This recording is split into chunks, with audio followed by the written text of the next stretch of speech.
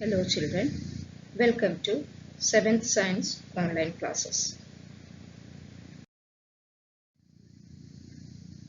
Chapter 4 Heat.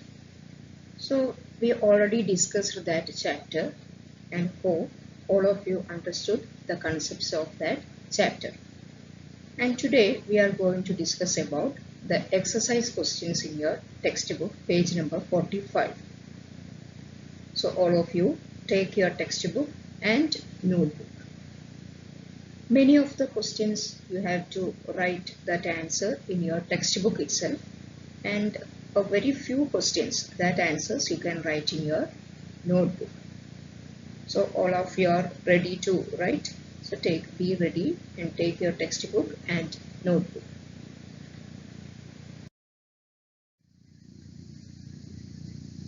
Exercises page number 45, 46 and 47. First question. State similarities and differences between the laboratory thermometer and the clinical thermometer. So first you will see the similarities. Both consist a long, narrow, uniform glass tube. You can see both laboratory thermometer and clinical thermometer is a long, narrow and uniform glass tube. Second point, both have a bulb at one end. You know that both have a bulb. Both contains mercury in the bulb. In both the thermometers, the bulb contains mercury. Fourth similarity, both contain Celsius scale on the glass tube. Okay, so these are the similarities of laboratory thermometer and the clinical thermometer. Now we see the differences of clinical thermometer and laboratory thermometer. First we see the range of each thermometer. First one of clinical thermometer, temperature range is from 35 degrees Celsius to 42 degrees Celsius. And what about laboratory thermometer? Temperature range is from minus 10 degrees Celsius to 110 degrees Celsius. So this range is very important, children. Clinical thermometer 35 degrees Celsius to 42 degrees Celsius. But in laboratory thermometer, its range is from minus 10 degrees Celsius to 110 degrees Celsius. Second point, clinical thermometer, it is used to measure temperature of human body. And what about laboratory thermometer? It is used to measure temperature in experiments performed in laboratory. And third point, it has a king which prevents the immediate backflow of mercury. If king is not present, what will happen? The mercury fall down. Okay, that level fall down. And usually in laboratory thermometer, usually it does not have a king. Laboratory thermometer doesn't have a king. So these are the similarities and differences of clinical thermometer and a laboratory thermometer. Very important question. So this question and answer write in your notebook.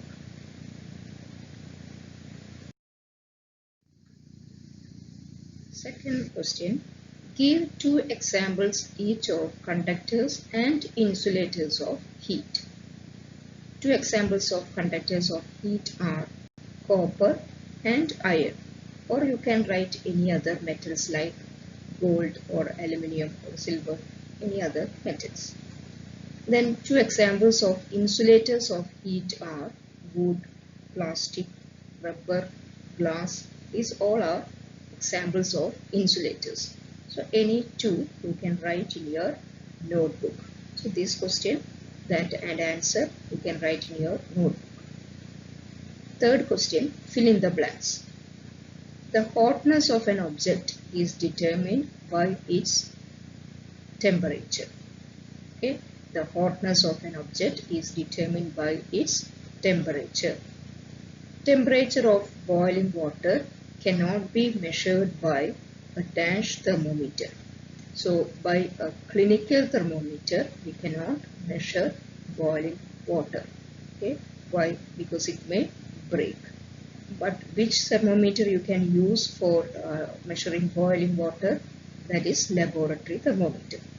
And this answer, temperature of boiling water, cannot be measured by a clinical thermometer. So the answer is clinical thermometer. Next one, temperature is measured in degree Celsius. Temperature is measured in degree Celsius. So first one, the answer is temperature. Here temperature. Next, temperature of boiling water cannot be measured by clinical thermometer, and temperature is measured in degree Celsius. So children, don't make spelling mistake. See in your textbook and write these answers. And D, no medium is required for transfer of heat by the process of radiation. So the answer is radiation. So radiation that doesn't need any medium. And E, a cold steel spoon is dipped in a cup of hot milk. Heat is transferred to its other end by the process of conduction. So when we dip a steel spoon is a metal. So that steel spoon is dipped in a cup of hot milk or tea or anything. After some time, when we touch the spoon of one end, you can feel it, the hotness. Why? Because heat transferred through one end of the spoon to the other end. This is because of the process of conduction. So the answer is conduction. And F, clothes of dash colors absorb more heat better than clothes of light colors. So which color of cloth absorb heat? Dark color. Okay, so clothes of dark colors absorb more heat better than clothes of light colors. So light colors reflect heat, but dark colors absorb heat. Okay, so that is very, very important. And next is match the following. First one, land breeze blows during land breeze. Land breeze blows during at night. Okay, land breeze blows during night. And what about sea breeze? Sea breeze blows during daytime. And third one, dark colored clothes are preferred during dark colored. That is preferred during winter. Why? Because dark colored absorb heat. Okay, and light colored clothes are preferred during summer because they reflect heat. So we comfort in summer because of this light colored clothes.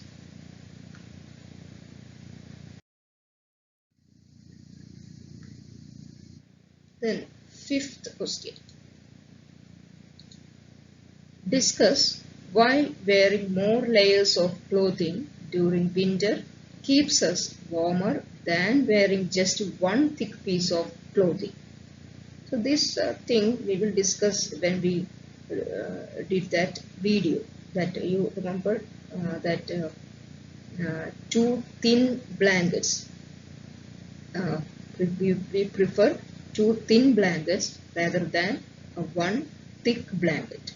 Okay, do you remember that one? The same question asking like this. So wearing more layers of clothing than wearing one thick piece of clothing keeps us warmer because air gets trapped in between the two layers of clothes. Okay, so when we wear two clothes, that air that or our body temperature is trapped between that clothes. As air is a bad conductor of heat, air is a bad conductor of heat, and our cloth is also bad conductor of heat. So it does not allow body heat to be lost to the environment. So that air trapped between the clothes, two clothes. That is why we feel warm in winter season. Then sixth question, look at figure, mark where the heat is being transferred by conduction and by radiation. So in this picture, where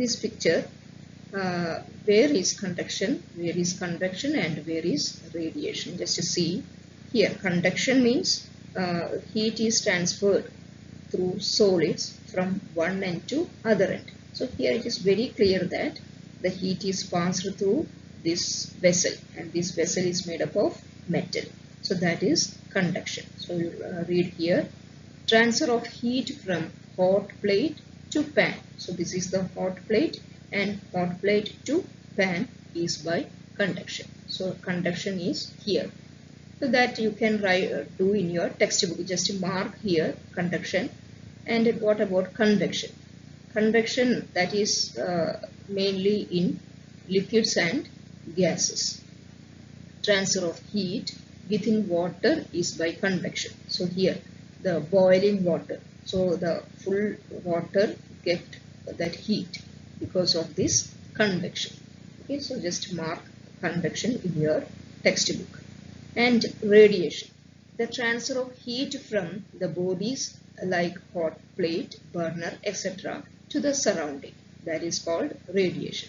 So any heating object, they radiate some heat energy. So here this candle also, or this burner also radiates some heat energy, and this hot plate is also radiates some heat energy, and this hot vessel also radiates some heat energy. So the all part you can see the radiation. Got it, children? So mark conduction, convection and radiation in your textbook.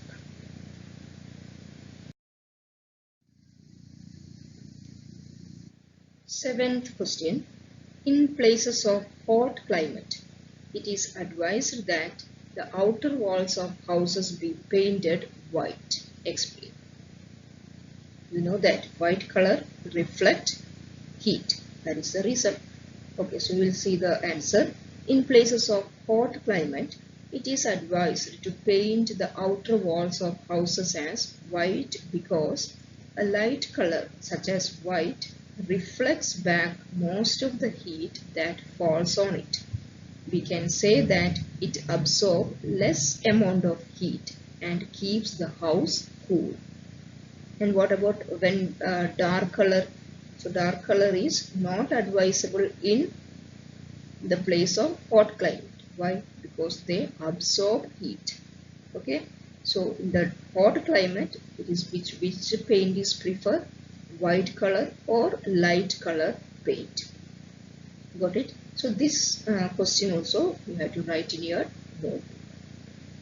And eighth question, 1 liter of water at 30 degrees Celsius is mixed with 1 liter of water at 50 degrees Celsius. Okay, so we mixed 30 degree Celsius water and 50 degrees Celsius water, and both have 1 liter. Okay, when we mix it together, the temperature of the mixture will be, and after mixing, when we check the temperature with the thermometer, what will come? 80 degrees Celsius, more than 50 degrees Celsius but less than 80 degrees Celsius, 20 degrees Celsius, between 30 degrees Celsius and 50 degrees Celsius. What is the answer? So the explanation just I gave here. So no need to write this in your notebook or textbook. Just mark the answer. The answer is this one. Okay. But I'll just give the explanation of that answer. I'll read it. The temperature of the mixture will be between 30 degrees Celsius and 50 degrees Celsius because hot water loses the heat and simultaneously cold water gains heat. This keeps the temperature in between 30 degrees Celsius and 50 degrees Celsius. Okay, so hot water loses the heat when mixed with the 30 degrees Celsius, and cold water that gains heat energy from this 50 degree. So that temperature is between 30 degrees Celsius and 50 degrees Celsius. So which one is the answer? Between 30 degrees Celsius and 50 degree Celsius. This is the answer. So all of you put a tick mark or give a circle to this answer.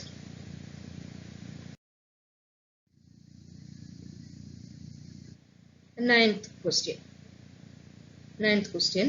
An iron ball at 40 degrees Celsius is dropped in a mug containing water at 40 degrees Celsius.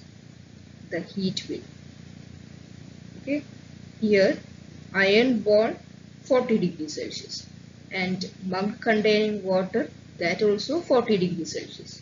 So the heat can transfer from where to where?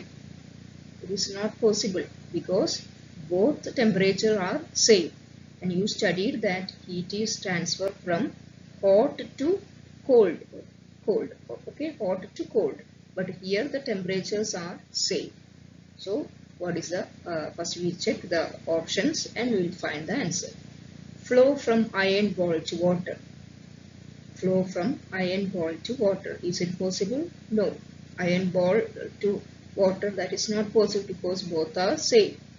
Not flow from iron ball to water or from water to iron ball. Flow from water to iron ball, increase the temperature of both. So I know all of you got the answer. What is the answer? The B. Yes. Not flow from iron ball to water or from water to iron ball. So it is not possible because both temperatures are same. Then come to the 10th question. A wooden spoon is dipped in a cup of ice cream. Its other end becomes cold by the process of conduction, becomes cold by the process of convection, becomes cold by the process of radiation, does not become cold. What would be the answer? Becomes cold by the process of conduction. No. Why? Because that is a wooden spoon. A wooden spoon is, if it is a steel spoon, you can tell that what becomes cold by the process of conduction. But this is a wooden spoon, and you studied that wood is an insulator. So heat is not passed through wood. So what is the answer? Does not become cold. Okay, does not become cold. That is the answer. And 11th question. Stainless steel pans are usually provided with copper bottoms. The reason for this could be that stainless steel pan, you have seen that some stainless steel pans have under copper bottom, copper covering is there. What is the reason of that?